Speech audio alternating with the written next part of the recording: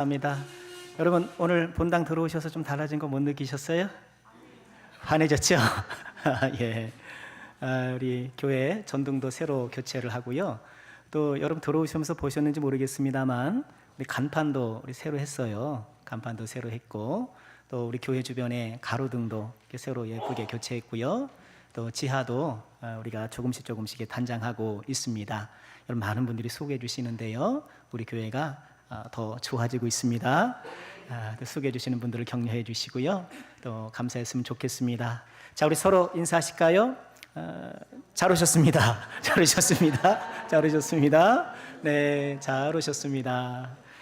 오늘도 귀한 자리 잊지 않고 찾으신 모든 주의종들께 그리스도의 넘치는 은혜와 평강이 함께 하시기를 주의 이름으로 축원합니다. 우리가 창세기 산책을 다시 시작하게 되었습니다. 자, 2주 전에 우리는 38장을 살피면서요, 야곱의 아들 유다가 며느리 다말을 통해서 쌍둥이를 출산하는 이야기를 살펴보았습니다. 기억나시죠? 정욕을 따라 살아가는 이 부도덕한 유다임에도 불구하고 하나님께서 그런 사람들의 정욕과 잘못된 선택과 결정 속에서도 하나님의 언약을 이루어 가시는 그 하나님의 능력을 보았는데요. 유다와 다말 이야기 전에는 어떤 이야기였나요? 요셉이 형들에게 팔려서 애국으로 가게 되는 그런 이야기였죠. 요셉을 시기한 형들이 요셉을 구덩이에 던져서 죽이려고 했는데 그 유다가 제안하죠. 야, 너 죽이면 뭐 하겠냐? 우리 팔자. 그렇게 결정을 해서 노예 상인에게 팔아 넘기고 맙니다. 자, 이후에 요셉은 어떻게 되었을까요? 자, 오늘 말씀을 함께 살펴보면서 하나님 주시는 교훈을 묵상해 보고자 합니다. 우리 39장 1절은 이렇게 시작을 합니다. 요셉이 이끌려 애굽에 내려가매 바로의 신하 취니대장 애굽 사람 보디발이 그를 그리로 데려간 이스마엘 사람의 손에서 요셉을 샀다. 이렇게 이야기합니다. 자, 요셉이 어떻게 됐습니까? 이끌려 애굽에 내려갔다. 원문에 보면은요, 내려가다라는 동사만 되어 있는데 우리 성경은 이끌려를 추가해서 끌려 내려가다 보다 더 생생하게 번역을 했는데요. 자기 의지와 상관없이 애굽으로 끌려 내려가는 신세가 되었지요. 이전에도 말씀드렸습니다만 여기서 내려가다라는 것은 단지 위에서 아래로 지형적 이동이 아니라 요셉의 상황을 은유하는 표현이기도 해요. 요셉의 삶이 추락하고 있는 것이죠. 그러고 보면 우리도 요셉과 크게 다르지 않나 그런 생각을 해봅니다. 우리도 끌려다니는 삶을 살잖아요. 우리 일에 끌려다니잖아요. 아침에 눈을 뜨면 마치 무언가 나를 끌어당기는 듯 자동적으로 일터로 가요. 마치 뭔가 당기는 힘이라도 있는 것 같아요. 어떤 사람은 그렇게 취미에 끌려다니더라고요. 우리 한국 사람은 자전거를 타더라도 그냥 안 타잖아요. 선수 복장을 마련해서 타야 되고요. 등산을 하더라도 전문 산악인처럼 꾸미고 등산을 하더라고요. 그것이 잘못됐다라는 것은 아니고요. 그만큼 어떤 일에 깊이 빠져들고 끌려다니는 성향이 있다라는 것이죠. 세상 재미에 끌려다니고 성공에 끌려다니고 분노에 끌려다니고 또 미움에 끌려다니고 참 나도 모르게 이렇게 끌려다니는 삶을 사는 것이 우리가 아닌가. 이렇게 끌려다니면서라도 내 삶이 점점 상승하면 참 좋은데 오히려 하강하는 경우가 적지 않은 것 같아요. 열심히 일하면 아침에 그렇게 출근하고 야근도 하고 그렇게 해서 좀 내 생활이 좀 더 나아지면 좋겠는데 요즘 경제 여건이 그렇지가 않잖아요. 현상 유지만 하더라도 참 잘하는 것일 수 있는 그런 상황이 아닌가 싶어요. 일정 고도의 비행을 하다가 이제 내려오는 비행기처럼 우리 인생도 한때 자신만의 전성기가 지나면 하강 곡선을 그리게 되어 있어요. 어느 시점부터 우리 건강이 내려가고 청명도 내려가고 또 그 많았고 다양했던 인간관계의 범위도 축소되기 시작합니다. 우리의 경제력도 마찬가지고요. 사실 인생이라는 것이 하강하는 비행기처럼 점점 밑으로 내려갈 수밖에 없는데 이것이 안전한 착륙이 되어야 되는데 다급한 추락이 되는 것 같은 느낌을 받을 때가 적지 않은 거예요. 여러분은 어떠신가요? 지금 요셉은 추락하고 있습니다. 부잣집 도련님에서 하루아침에 노예로 추락하고 있어요. 이뿐 아니라 우리가 잘 아는 것처럼 이후에는 노예에서 죄수로 점점 그의 삶이 끝없는 나락으로 추락하는 것만 같습니다. 오늘 애굽으로 끌려 내려가는 이 요셉. 그런데 오늘 1절 말씀은요, 이렇게 노예가 되어서 애굽으로 끌려 내려간 이 요셉을 구매한 사람, 요셉을 산 사람에 대해서 비교적 상세하게 소개를 합니다. 다시 1절 보실까요? 요셉이 이끌려 애굽에 내려가매 바로의 신하 친위대장 애굽 사람 보디발이 그를 구매했다, 이렇게 전합니다. 요셉을 구매한 인물은 보디발이라는 사람이에요. 1절은 그를 어떻게 소개하나요? 바로의 신하다. 당시 세계를 주름잡는 대제국인 애굽 파라오의 신하였다는 거예요. 신하 중에서도 왕을 지근거리에서 호위하는 친위대, 그 친위대 가운데서도 어때요? 그 친위대를 이끌어가는 대장. 친위대장은 당연히 왕이 최고로 신임하는 사람이 하지 않겠습니까? 보디발에 대한 이런 상세한 보도는요, 지금 추락하고 있는 요셉의 상황에 하나님의 섭리가 함께하고 있다는 것을 보여주는 거예요. 이후 요셉의 이야기 잘 알지 않습니까? 역경을 이겨내고 마침내 애굽의 국무총리가 될 수 있었던 것, 이 모든 인생의 과정을 보면 보디발의 집에 노예가 되었던 것이 주요 출발점이었죠. 요셉이 보디발에게 팔린 것이 하나님의 한 수였어요. 신의 한 수였어요. 지금 자기 의지와 상관없이 끌려 내려가고 있는 요셉의 상황 속에 하나님의 섭리가 있다는 것은 우리에게 큰 위로와 소망이 아닐 수 없습니다. 여러분, 내 의도와 계획과 무관하게 내 인생에 낯선 것들이 침투할 때가 얼마나 많습니까? 당혹스러울 때가 많이 있잖아요. 왜 나에게 이런 일이 생겼는가? 하나님께서는 왜 나에게 이런 일이 생기도록 방치하고 계시는가? 그러나 거듭 추락하는 요셉의 삶을 하나님의 섭리가 딱 떠받치고 있다는 것은 우리에게 용기를 주는 거예요. 여러분, 지금 무엇 때문에 당혹스러우십니까?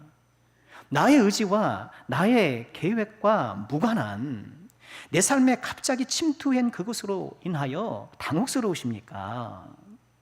지금 요셉의 삶 가운데에 신의 한 수를 두시는 하나님께서 지금 나의 삶 가운데서도 하나님의 한 수를 두고 계신다는 것을 믿으시고 하나님의 섭리를 바라보시며 위로 얻고 용기를 얻고 소망을 품으시기를 주님의 이름으로 축원합니다.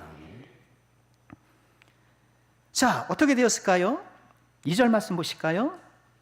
여호와께서 요셉과 함께 하심으로 그가 형통한 자가 되어 그의 주인 애굽 사람의 집에 있었다. 자, 1절에서 지금 요셉은 끌려 내려갔지만 그러나 다행스럽게 하나님의 섭리가 살짝 그를 떠받치고 있었던 거예요. 그런데 2절에서는 이 요셉을 일컬어 뭐라고 선언하고 있나요? 그가 형통한 사람이 되었다.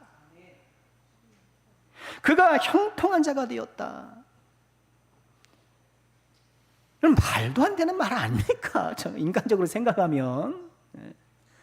지금 노예가 되어서, 여러분 노예가 무슨 장난입니까? 내가 노예가 되는 것이, 멀쩡한 사람이 노예가 되는 것이 이게 보통 일입니까?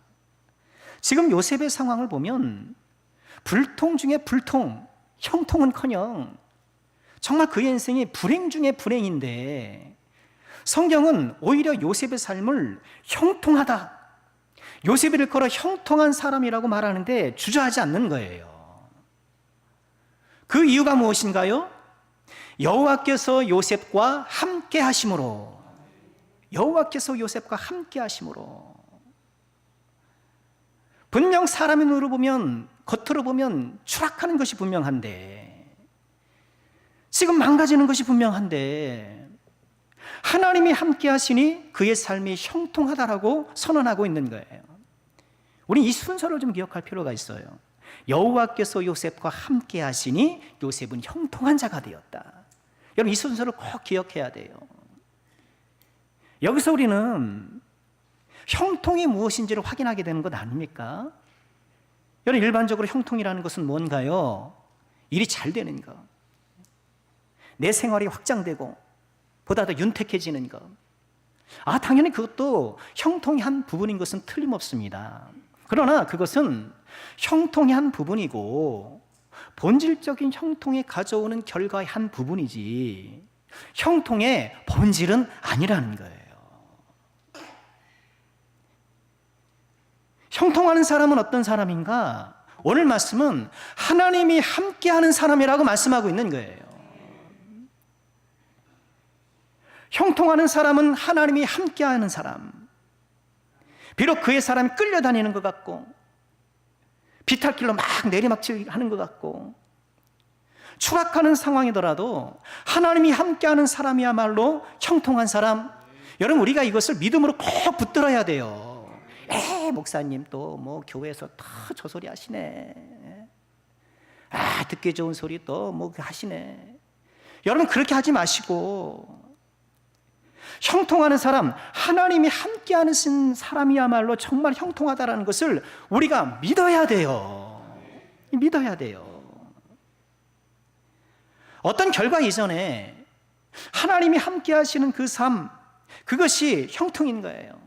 생각해 보십시오. 내가 아무리 소유가 늘어나고 내 삶이 그냥 차가 됐든 집이 됐든 나날이 확장하고 윤택해진다 하더라도 하나님이 함께 하시지 않는 삶이 어떻게 형통할 수 있겠습니까?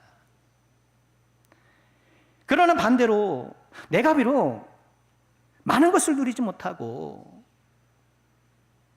내가 많은 것을 갖고 또 내 삶이 비록 덜 윤택하더라도 하나님이 함께 하실 때 그 인생이야말로 참된 형통의 인생 아니겠습니까? 여러분 이것이 믿음의 신비지요. 우리가 예수님을 믿으면서도 나도 모르게 세속적인 생각에 많이 오염될 가능성이 높아요. 우리 예수님을 올바로 만나면 어때요? 우리가 예수님을 만나면 내가 그렇게 붙잡으려고 했던 것들, 내가 그렇게 중요하게 여기고 내가 그렇게 목매고 내가 모든 것을 몰두하면서 붙잡으려고 했던 그것이 그렇게 작아 보일 수가 없는 거잖아요. 나 이제 주님의 새 생명 얻은 그 찬양에 어떤 가사가 있나요? 이전에 좋던 것 이제는 값없다. 여러분 저를 믿으면서 이것이 있어야 되지 않을까요? 이전에 그렇게 좋아 보였는데 그게 그렇게 부럽고 나도 뭐 저거 못 가져보나, 나는 저거 못 누려보나 막 그러다가 그것이 얼마나 작은 것인지, 이전에 좋던 것 이제는 값없다. 주의 얼굴 뵙기 전에 멀리 뵈던 하늘나라, 내 마음속에 이루어지니 날로 날로 가깝도다. 높은 산이 거친 들이 초막이나 궁궐이나 내 주 예수 모신 곳이 그 어디나 하늘나라. 이것이 믿음의 능력 아닐까요? 초막에서는 막 울고 궁궐에서는 막 어깨 피고 막 내 삶이 초막이든 궁궐이든 거친 들이든 험한 산이든 내 주 예수 모신 것, 이 주님이 함께 하시는, 하나님이 함께 하시는 삶이야말로 가장 형통하고 복된 삶이라는 이 확고한 믿음으로 살아가는 것. 우리 사랑하는 모든 죄종들께서 다시 한번 이 믿음의 신비를 우리가 회복하면서 하나님이 함께 하시는 것이야말로 가장 형통한 것이라는 분명한 믿음 가운데 걸어갈 수 있기를 주 이름으로 축원합니다. 형통한 사람은 어떤 사람입니까? 하나님이 함께 하시는 사람과 더불어 하나님과 함께 하는 사람이에요. 그럼 함께라는 것은 혼자 할 수가 없어요. 하나님이 요셉과 함께 하셨다라는 것은요, 요셉도 하나님과 함께 했다라는 거예요. 우리가 유다와 다말 이야기도 봤잖아요. 참 유다, 기억나시죠? 참 말도 안 되는 사람. 그러나 유다와 다말 이야기에 참 그 낯뜨거운 그런 모든 이야기 그 배경에, 그 배후에 하나님이 역사하셨잖아요. 그것도 우리의 큰 위로와 소망인 것. 그런데요, 요셉의 이야기에서는요, 하나님이 요셉과 함께 하셨다, 여호와께서 요셉과 함께 하셨다는 이 표현이요, 아주 명징하게 나타나요. 배후에서 뭐 이렇게 하나님이 하셨다는 것이 아니라 여호와께서 요셉과 함께 하셨다는 것이 이어지는 3절에도 나오고요, 또 끝에 보면 39절 후반절에도 많이 나와요. 39장 후반에도 여호와께서 함께 하셨다는 것을 곳곳에서 확연하게 드러내고 있는 거예요. 왜 그런가요? 요셉의 삶은 정말 하나님과 함께 했던, 유다는 부도덕하고 자기 전욕대로 막 살았지만 하나님의 은혜로 그래도 하나님께서 그 배후 역사해 주셨지만, 요셉은 어때요? 하나님이 그와 함께 있을 때 하나님의 손을 딱 붙잡고, 하나님의 손을 딱 붙잡고 적극적으로 하나님과 함께하는 삶을 살았다는 거예요. 그러니 하나님께서 요셉과 함께한다라는 것을 분명하게 말씀하고 계시는 거예요. 여러분, 요셉의 상황이 보통 상황이 아니잖아요. 형들에게 팔려서 하루아침에 노예가 됐잖아요. 여러분, 우리가 요셉이라고 생각해 보십시오. 그 배신감, 그 원망, 분노, 노예라는 이 척박한 신분과 삶. 우리 삶에 이런 급격스러운 상황이나 어떤 변화가 일어나면 무너지기 쉬워요. 우리 안 그러겠습니까? 내가 열심히 공들여서 했던 이 사업이, 이 업체가 좀 잘 되고 번영해야 되는데 그만 흔들려서 주저앉은 거예요. 집에 들어가고 싶겠습니까? 사람 만나고 싶겠습니까? 그런 충격이 우리 삶에 있으면 참 주저앉기 너무너무 쉬워요. 그런데 요셉은 그런 인생의 충격 가운데서도 일어서더라는 거예요. 어떻게 일어설 수 있을까? 하나님과 함께 했기 때문에. 하나님이 함께 하셨을 때 요셉 또한 하나님과 함께 했기 때문에 우린 거기서밖에 답을 찾을 수가 없어요. 하나님이 함께 하셨기 때문에, 하나님과 동행하는 삶을 살았기 때문에 그 하나님을 꼭 붙잡고. 우리도 그런 것 아닙니까? 인생 코너에 밀려서, 인생 모든 압박감에 짓눌려서 어찌할 줄 모를 때 하나님께서 내려준 그 믿음의 동아줄을 딱 붙잡고, 하나님 나 좀 도와주세요, 나 좀 살려주세요. 그렇게 해서 우리가 그 늪에서 일어나고 그 곤경에서 일어나는 것 아니겠습니까? 하나님이 내미신 손을 꼭 붙잡으셔요. 여러분, 우리가 매일매일 하나님과 함께하는 삶이 얼마나 중요한가. 내가 매일매일 말씀 읽고 기도하는 것이 얼마나 중요한가. 광고 시간에 제가 피부라고 말씀을 드렸고, 오늘 장로님 대표기도 하면서도 우리가 함께 하나님 말씀을 묵상하지 못했던 것을 또 회개하고 기도했었는데, 여러분 성경 읽고 큐티하고 기도하고, 어떤 분은요, 에이 한가로우니까 그래 이렇게 생각해요. 아, 저 사람 할 일 없고 한가롭고, 그러니까 저런 마음의 여유가 있지. 아, 저는요 큐티할 마음의 여유가 없어요. 이건 말이 안 되는 거예요. 아, 목사님 저는 지금 성경 읽을 여유가 없어요. 말이 안 되는 거예요. 그러니 더욱더 말씀과 기도로 하나님 앞에 악착같이 같이 가셔야 되는 거예요. 경건 생활은 그리스도의 정체성이에요. 아니, 말씀도 읽지 않고 일주일 내내 기도도 하지 않고, 아니 어떻게 우리가 크리스찬이에요? 교회 다니는 사람이 아니라 우리는 정말 하나님과 동행하는 사람이 되어야 되지 않겠습니까? 교회 다니는 사람이 아니라 정말 하나님과 함께하는 하나님의 신실한 백성이 되고 그리스도의 신실한 제자가 되어야 되지 않겠습니까? 요셉, 하나님과 함께하는 사람. 자, 어떤 일이 일어났을까요? 3절 보실까요? 그의 주인이 여호와께서 그와 함께 하심을 보며 또 여호와께서 그의 범사에 형통하게 하심을 보았더라.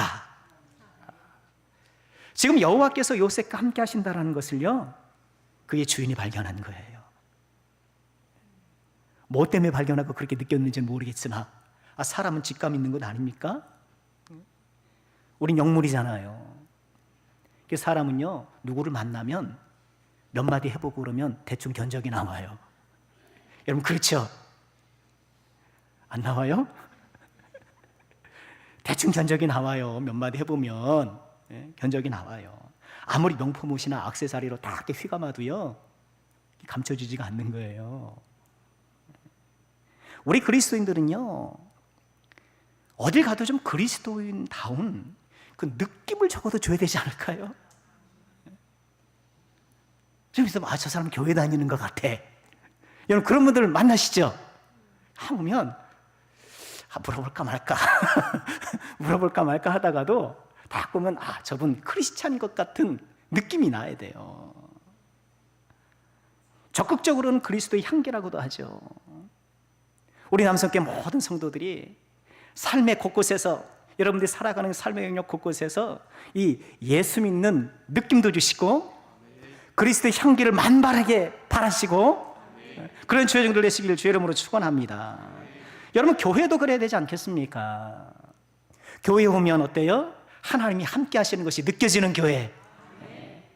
우리 남성교회가 그런 교회가 될 줄 믿습니다. 또 그런 교회인 줄 믿습니다. 그래야죠. 진정한 예배가 있고 은혜 받음이 있고, 예배드리면 은혜를 받고, 또 사랑하고 섬겨주고 베풀어주고, 교회 갔더니 사람들이 다 인상만 쓰고 있고 뭐 어쩔 수 없이 끌려온 사람들처럼 겨우겨우 예배 시간이 버티기나 하고, 뭐 보니까 그냥 뭐 질투하고 시기하고, 아니 그러면 하나님이 함께 하신다는 것이 느껴지겠습니까? 하나님과 함께하는 요셉, 또 요셉과 함께하는 하나님, 그 주변 사람들이 보고 느끼는 거예요.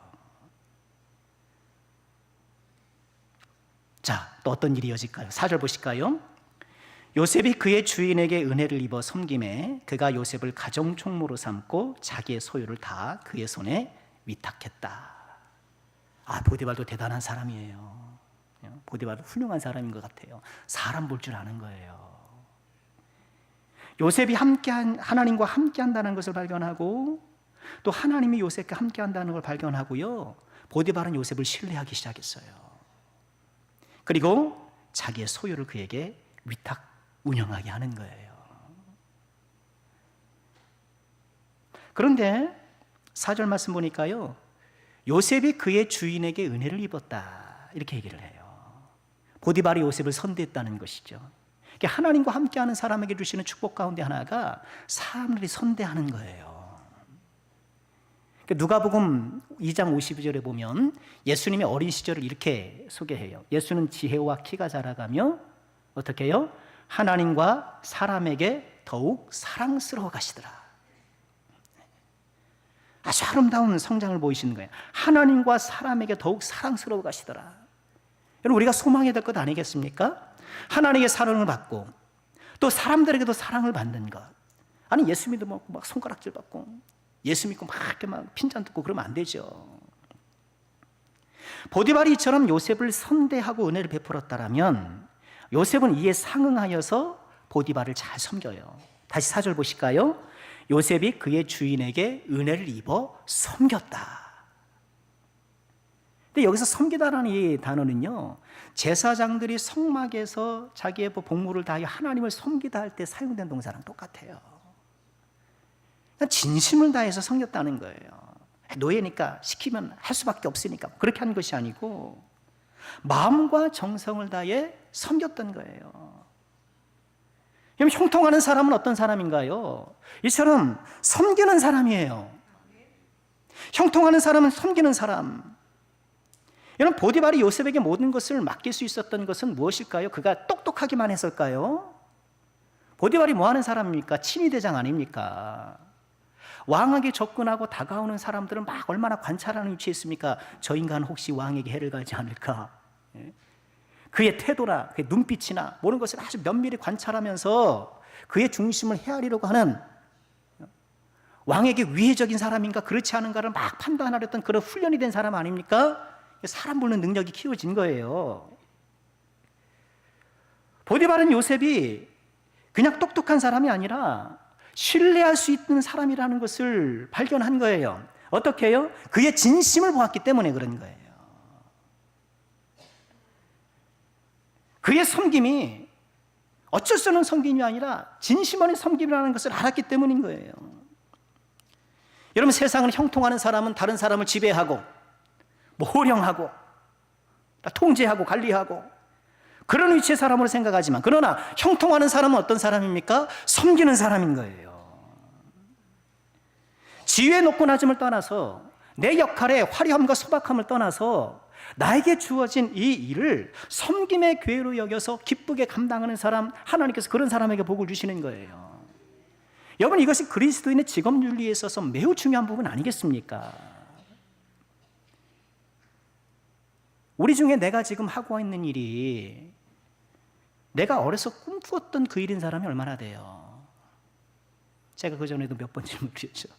지금 여러분의 직업과 여러분의 삶이 학창시절에 꿈꾸던 그 직업과 삶입니까? 손 돌아보라. 그렇지 않은 가능성이 더 많아요. 어릴 때 학교 다닐 때는 우리가 다 한 가닥 할 줄 알고 과학자가 되고 말이죠. 뭐 큰 거 할 것처럼 생각을 했는데, 아니 뭐 인생이 그렇게 만만한가요? 살다 보면 상황에 따라서 어쩔 수 없이 차차선을 선택해야 될 때가 있고, 우리 요새처럼 어쩔 수 없이 상황에 몰릴 때가 있는 거예요.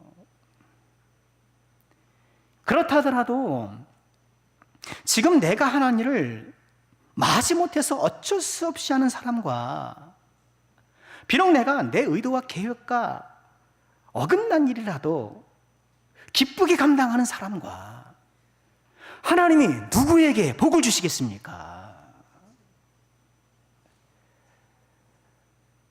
비록 내가 하는 일이 화려하여서 주목받는 그런 일은 아니더라도 나에게 주어진 일을 기쁘게 감당하고 그것을 섬김의 도구로 여기는 사람, 그 사람이야말로 형통한 사람 아니겠습니까?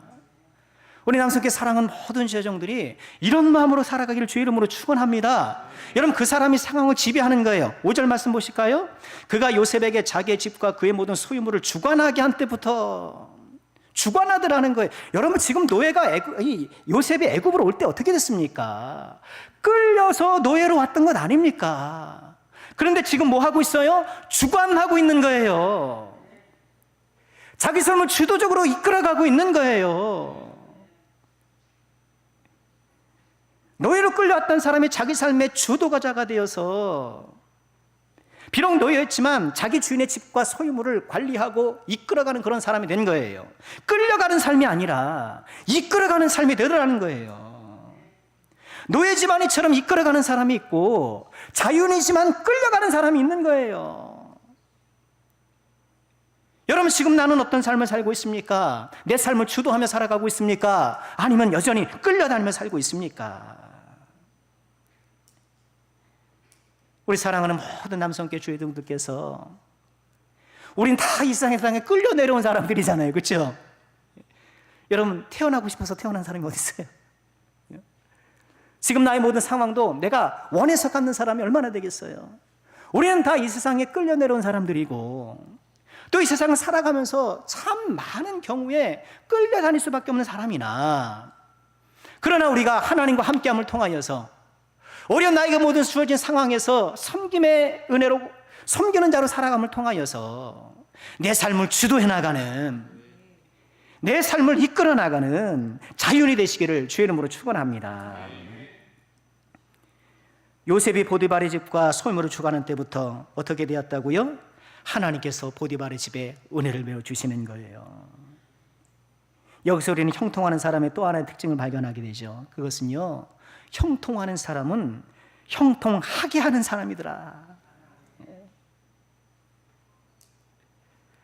하나님께서 요셉을 축복하셨는데요, 그 축복이 요셉에게만 있는 것이 아니고 그 주변 사람으로 확장되는 거예요. 하나님께서 아브라함을 부르셨을 때 뭐라 그러셨나요? 너를 저주하는 자를 저주하고 너를 축복하는 자를 축복하리라.